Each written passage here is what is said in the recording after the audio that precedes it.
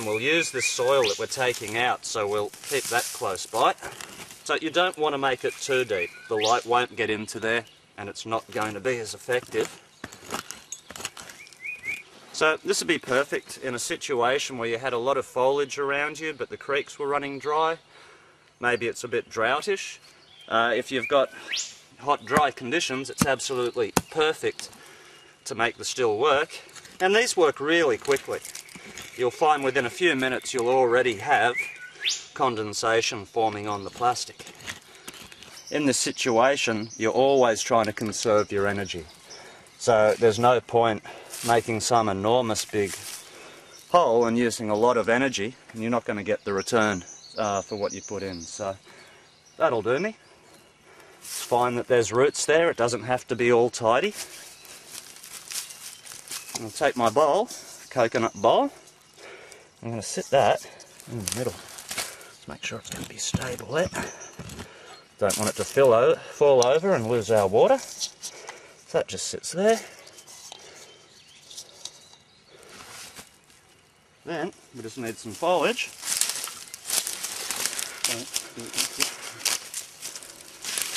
We just take that and we sit it around. I'm just stripping these leaves off, branch. I'm not taking off the whole branch. That'll all reshoot. No point destroying something or taking something out of the system when you don't need to. Okay. Then all we do, find a bit of plastic. It's really good to carry a polythene bag when you're out in the bush. But sadly, you can probably find them in most places as well. So, I'm going to sit that over there, over the top. And then this is what we saved our soil for, that we dug out. Just going to use that to weigh down the plastic on the sides.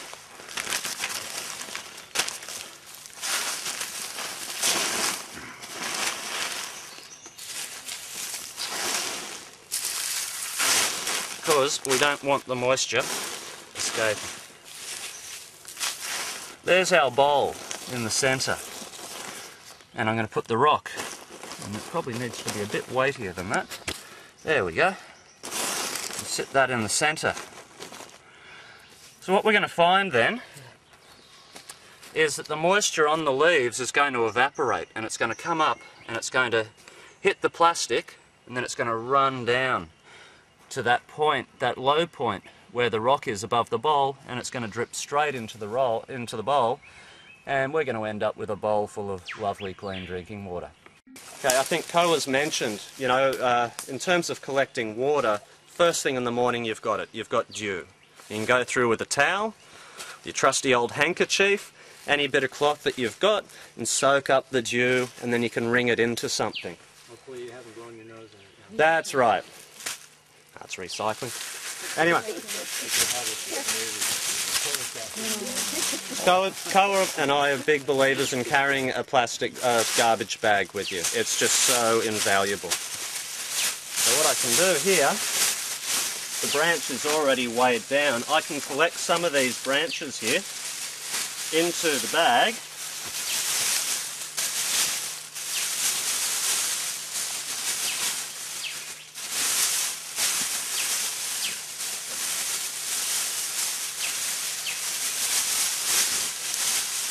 Then just seal it up. So obviously, as I was saying, it's best to do this in full sun. Now, it's not, this again is not going to hurt the tree. The tree is actually going to draw up water through its roots to keep supplying this branch. It's still a living part of the tree. So you're just working with the plant. So we're getting that pretty tight, so that the water's not going to escape out the top.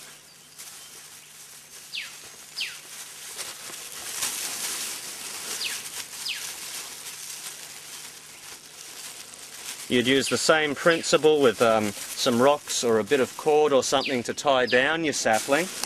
And you want to make sure there's a low point here for the water to collect.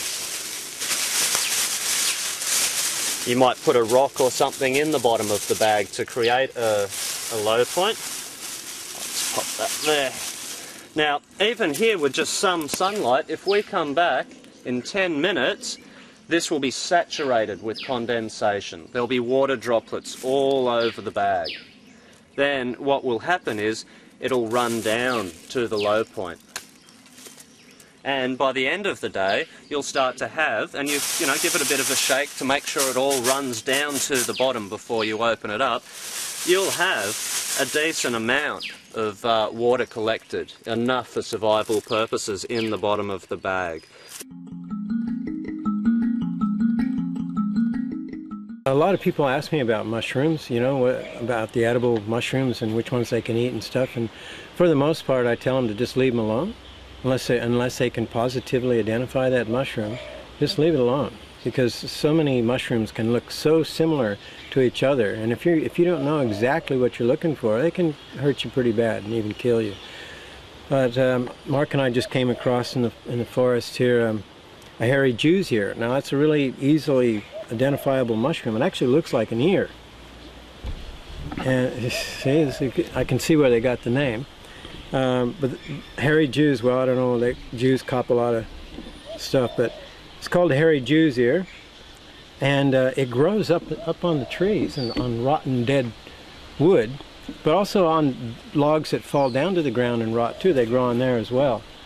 And when you see them, like if it hasn't been raining, they're really, really hard to detect. They just look like tiny pieces of bark, like this big mushroom that we have here. Will shrink to insignificance, just tiny like that when it's not raining. As soon as it rains, any moisture in the air, they puff up again. You collect those dried ones, and then you can, when you get them to your camp, you can soak them up in a bit of water and they swell up. So it's a really, really significant food source, especially, I mean, there's lots of trace minerals in these mushrooms.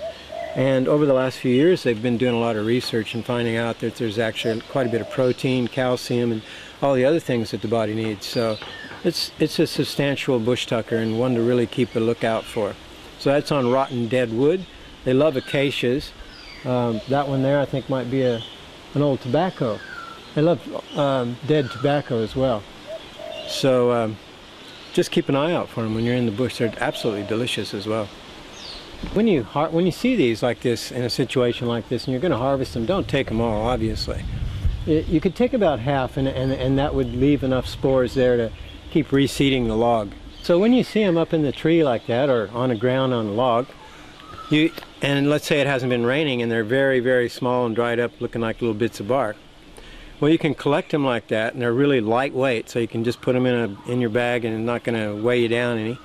And when you get to camp, you can actually put olive oil in them, on top of them, and some herbs, and cut them all up and soak them up with all these herbs and stuff. And then they'll swell up and take on all those flavors. So they're really quite a gourmet bush tucker. Whoa, look at this. Oh goodness, I know what I'm having for dinner. Whoa, but hey, you got to watch out for these because if they're not pure white on the inside, they can make you sick. So let's just have a look. Yep, this is pure white, so that's going to be perfect. I'll just slice them up and chuck them in on top of some rice, or you can even eat them raw. Just break them up and put them in a bit of salad with some other bush tucker. They're absolutely delicious, but just make sure they're white, you know, on the inside, pure white. And these mushrooms can get as big as your head. There's quite a few different species. Some of them are real small, like a marble, and yeah, they get quite big. So yeah, lucky find here. Woohoo!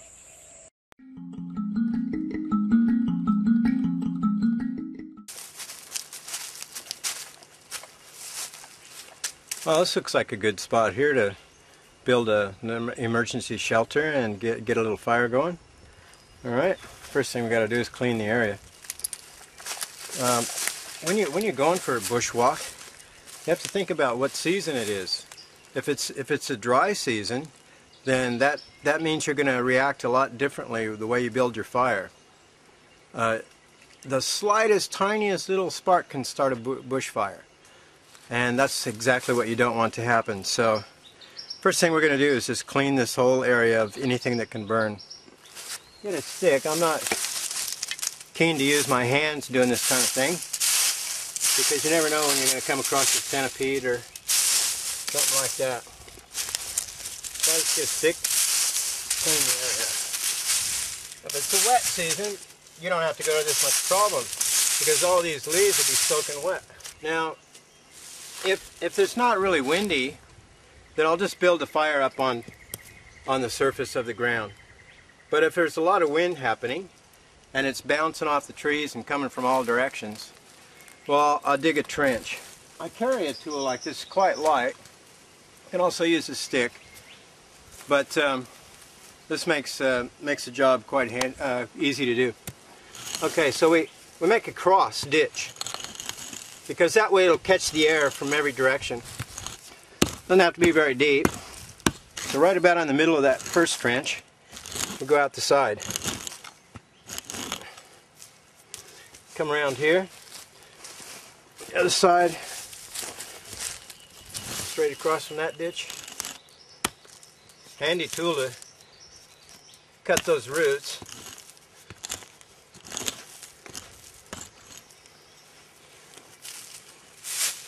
Okay, I'm just going to build up the side here. That dry stuff out of there.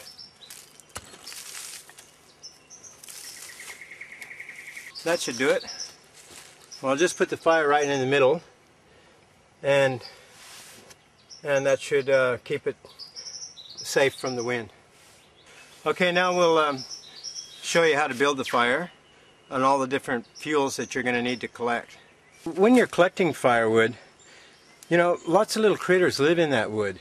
It's a habitat for quite a few things. And, you know, like the redback spider, I see him all the time in little bits of dead wood. You know, it's one of his favorite habitats.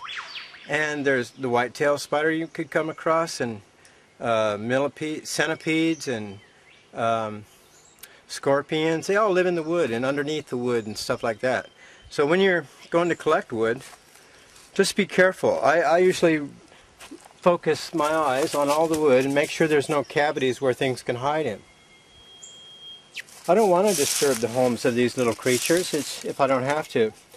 Okay, so I'm collecting 3 different kinds of firewood here. This is my kindling. So that's the smallest bit of wood that you collect. And you need that to get the fire going first up. A lot of people make the mistake of getting a bunch of paper and putting big logs like that straight onto it, but you actually got to build up from little up to the big. This is handy. I'll just collect all of this here.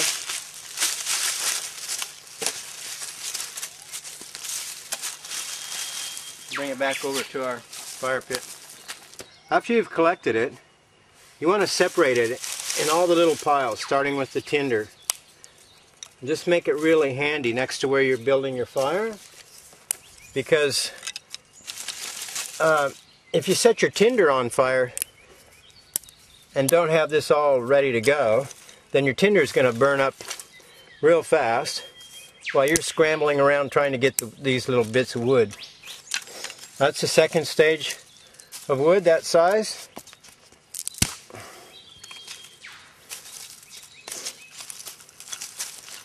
The third stage. Now, actually, I'm going to get a few more that are about this size to get it going first, and then we'll go to this size, and then this size, and then that size. Lantana is a good thing to get the fire going with. Burns real quick and easy. And you can collect lantana even when it's raining and get it going, especially if it's suspended off the ground. Oh, see, and there's another reason why you got to be careful. I just jabbed myself. That's a piece of cockspur. When you're picking up wood, you should always look for thorns. Now, if one of those thorns went in me and broke off, it would hurt, and it can stay in there for a long time. This is our tinder. So we start with really dry leaves, because they'll catch fire really quickly. Now, the soil's quite damp.